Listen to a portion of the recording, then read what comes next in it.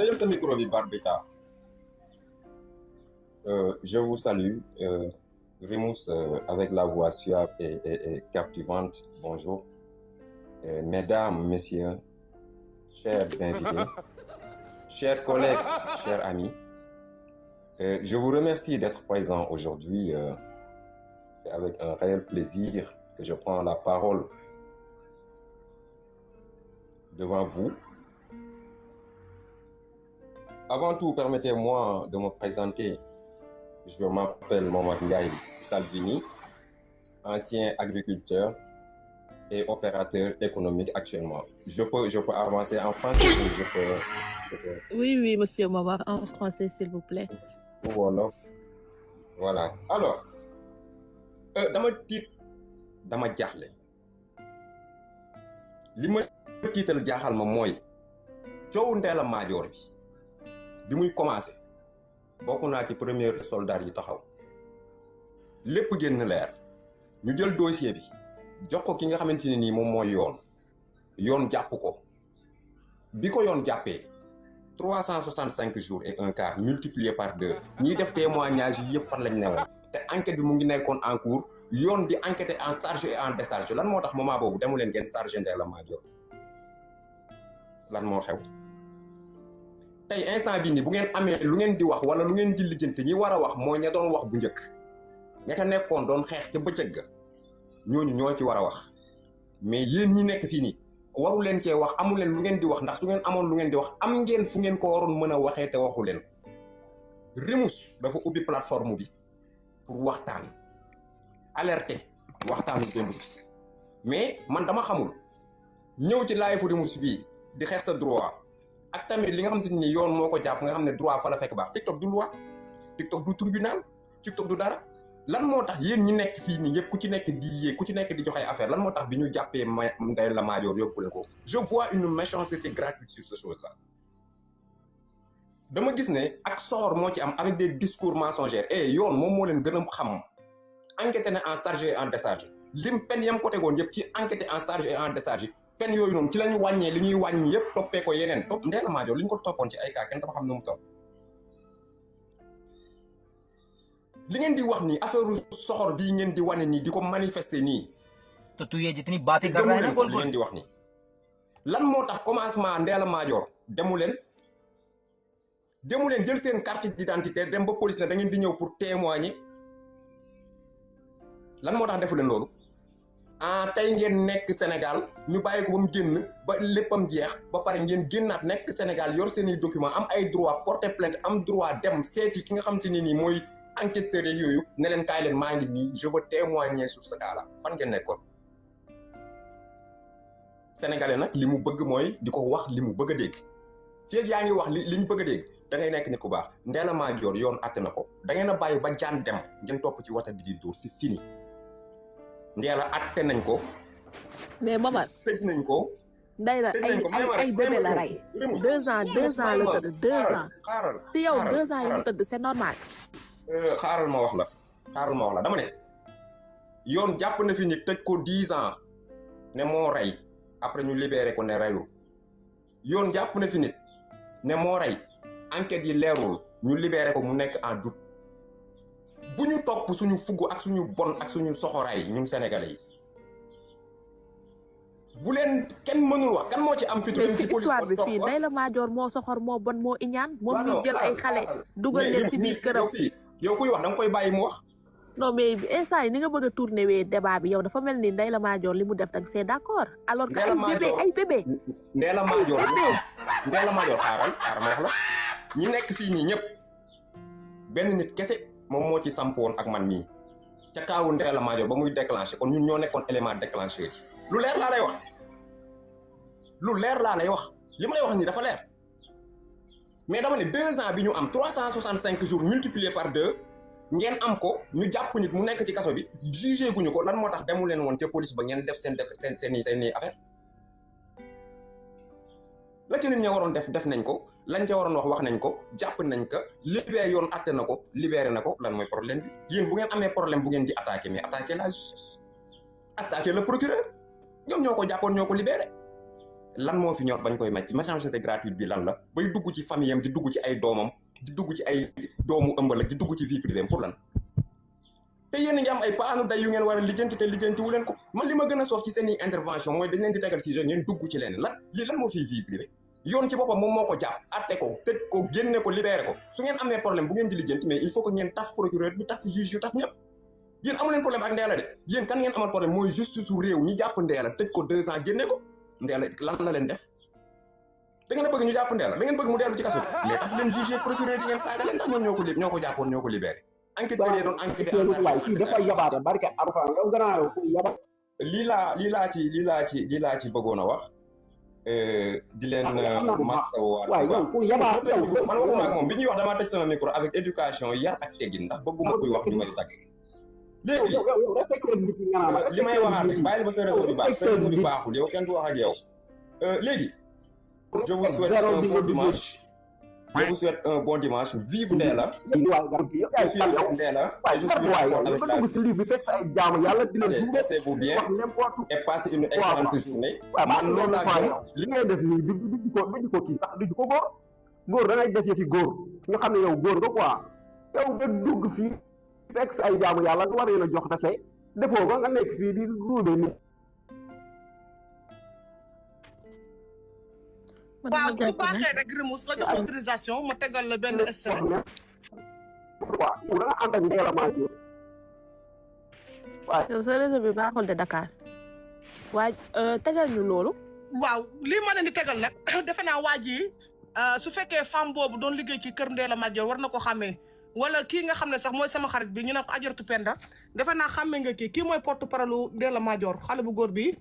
moom la Kaliphone invité woon jour boobu Ndella Madior waroon na ñëw ci live fu Kaliphone bi DJ la doom waaw DJ waaw kon merci kooku am naa témoin rek ko bu baax de waaw mais su ma waxee di am naa témoin rek le reste c'est pas grave DJ la kii mooy DJ kii mooy porte parole ki nga xam ne moo di Ndella Madior jour bi nga xam ne Ndella Madior jour bi ñu ko waree libéré mu waroon na ñëw ci live fu Kaliphone daal di expliquer malheureusement ki nga xam ne moo di procureur de la république ba liberté provisoire bi ñu ko joxoon mu jéewul génn après jour boobu nag mu waroon a teewul kii moo ko teewal ci Kaliphone léegi ñu déglu ma tegal a extrait bi c'est très important après ma ñëwaatal ci xale boobu feebaroon ki may woo xaaral ma kii may ma une minute rek ma rappelé la léegi une minute dafa am benn extrait bu mu am ku may tegal lu ma leen tegal nii une minute rek ma rappelé la may ma une minute 1 minute waaw man minute rek 1 minute may ma 1 minute ci yàlla waaw de noonu la xam nga damaa xew Remus nag moo tax xale yi fii dañ may woo partout dans le monde maa ngi si 2023 bu mu demee wuy ji plainte bi bu ñu ko posé question si séquestration bi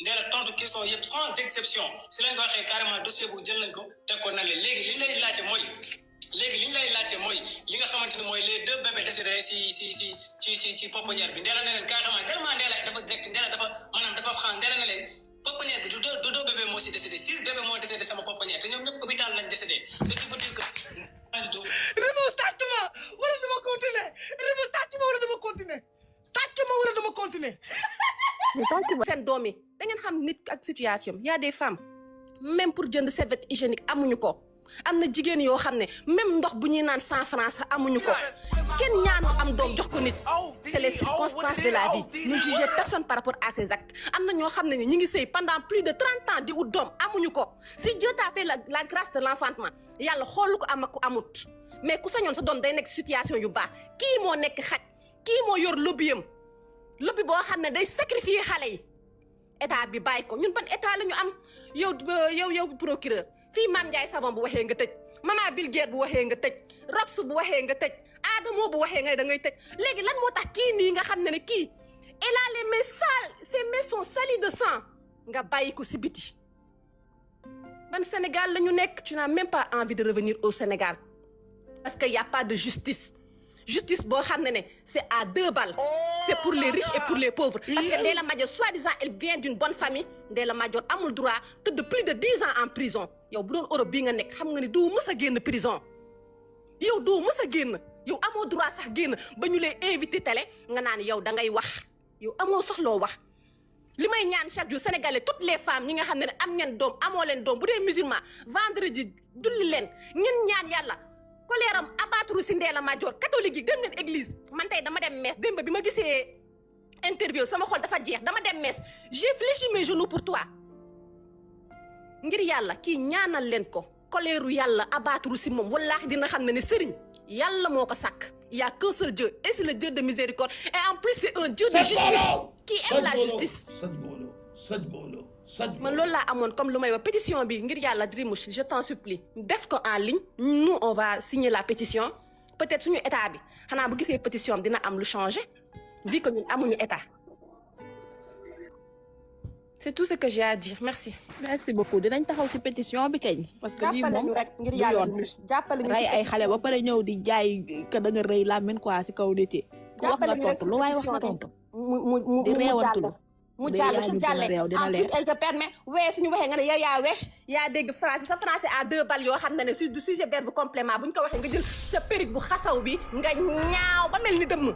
forox tu es une sorcière nga ne yaa koy sànni sa ginnaaw fii gënoo fi dégg français kenn sa jàng soriwul bac plus 3 kese nga am yow munoo nekk sa aide-soignante munoo koo doon boo war a doon infirmière ba nekk médecin te doo ko je te l'ai dit doo ko mës a doon sa àdduna sa doom du ko mës a doon parce que tu es une fille maudite. Que la colère de Dieu s'abat sur toi aujourd'hui en ce jour de dimanche on a fléchi nos genoux pour toi que la colère du divin Dieu miséricorde va s'abattre sur toi pétasse que tu es vilaine mauvaise dëmm.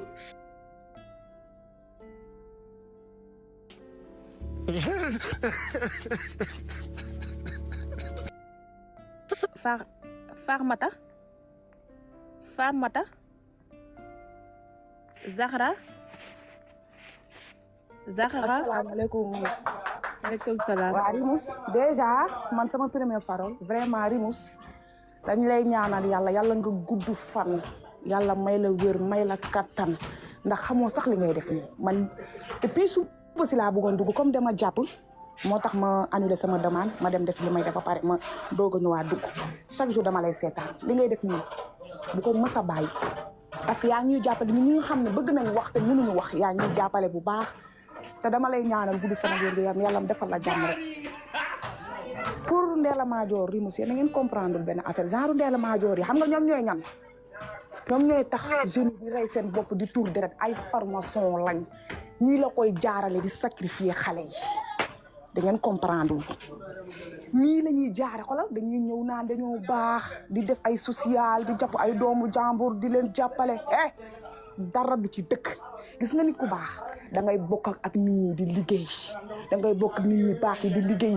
di photo di dugg ci internet bi di vidéo di photo di dugg ci internet bi Ndella Madior yàlla moo ko weer yàlla moo ko weer bëccëg ndar kàmm yàlla moo ko weer te Ndella Madior nii du am jàmm Ndella Madior moom am na jur na bi mu nekkee prison la doon def nit ñi dañ doon vidéo di muy jooy naan dafa bëgg gis doomu parce que dafa xam li mu doon def doomu jàmbur yi तेरा बाप यार छोड़ कर गया था कि तेरी माँ gis doom di jooy naan dafa bëgg gis yaay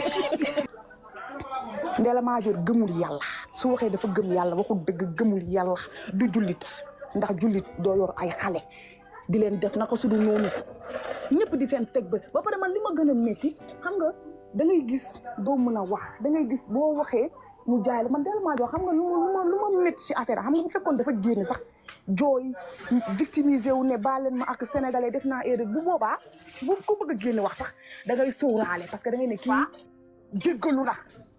jéggalu na nañ ko baal xëy na dootu ko defa mais yow tellement que da nga bon tellement que da nga rancune yow nga def li ngay def dem plateau toog fa di jéem a setal sa der moom ban der lay setal ban der yow déjà rek yow sa employé génn na woote en direct wax te xoolal dëru ci benn yoon waxu ci am na ñoo xamante ni sax même bu ñuy wax dëgg mun nañ dër wala mun nañ tiit wala mun nañ ragal mais ki doon wax noonu boo ko dégloo da ngay xam ne kii dëgg lay wax tiitu ragalu raflewu te Ndella Madior comme sànq xale bu jigéen ni mu ko waxee rek na ñëpp julli na ñëpp ñaan na ñëpp def lu ñu mën gis nga ku mën a jënd guro dem ci côté àll yi jënd guro ñëpp nañ ko ñaanal yàlla moo mën ñëpp na ko ñëpp ñaanal na ñëpp julli na ñëpp jàpp ba set gis nga gémmiñ bi barke kenn xam ko di nga gis dof mu sol lu bon sax di nga gis sax càgga di doxantu mu ñaanal la mu daw na ko ñëpp ñaanal na ko ñëpp ñaanal Ndella Madior na ko gis bëccëg ndar kam xam nga ñun ay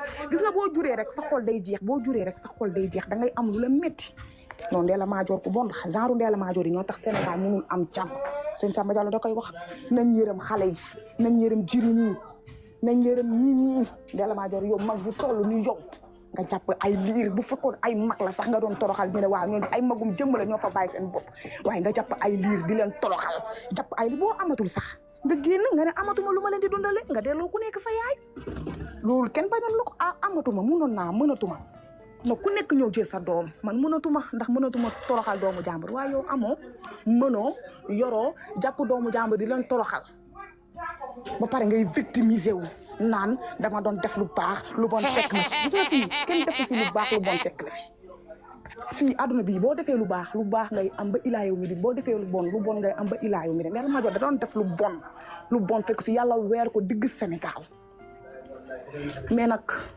man sama xol moo kii nii parce que damay bañ a wax loo xamante ni daal day ëpp Rimouche day ëpp man daal chaque jour maa ngi seetaan sa laaj te lii ngay def nii bu ci bàyyi virgule man dama la bay waaj naa la jox ok merci merci beaucoup Zahra mami